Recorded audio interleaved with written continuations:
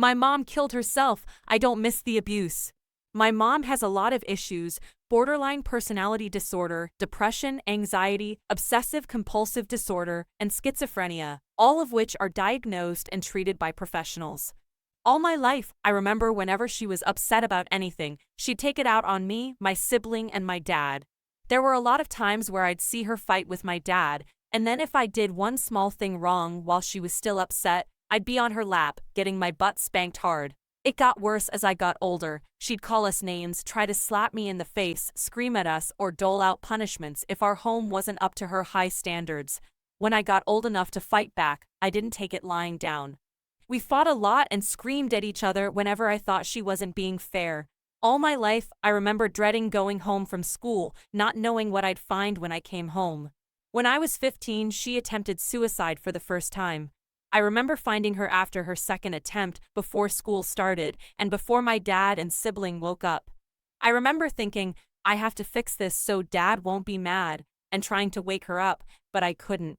Even in college, I would be anxious when I went home, not knowing if I'd be the one to find her or both parents dead by her hands, or if she'd try to hurt me while I slept. When she was diagnosed with borderline personality disorder, it felt like they finally got it right, as it described my mom so perfectly. The cycles of you either being the best person in the world or the worst, her cycles of aggression, remorse, reasonably happy, then suspicious, which happened over and over and over again. Not to mention the alcoholism, but that's almost a whole other story. My mom had moments where it felt like I could see past all her mental illnesses, moments where she felt like a real mom, like a real person. She could be kind, generous, funny, and full of warmth. But she was also vindictive and manipulative, and she struggled so much with her inner demons. There were times where I felt like I had to be her mother. I made sure she ate on the days where she couldn't leave her bed, did the necessary chores around the house, got my family food when I was old enough to drive, and so on.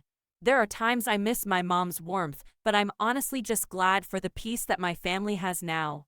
I'm not scared to come home anymore. Suicide is never the answer. Please don't think that's my message here. My mom had all the help we could give her: psychiatrists, therapy, hospitalizations, medication, shock therapy. Modern shock therapy is a thing. They just dope you up so it doesn't hurt. You name it, she had it. It just wasn't enough, and I think about what my dad said about how she was never going to get better. Too long didn't read, mom had issues and killed herself. I miss my mom, but not the issues.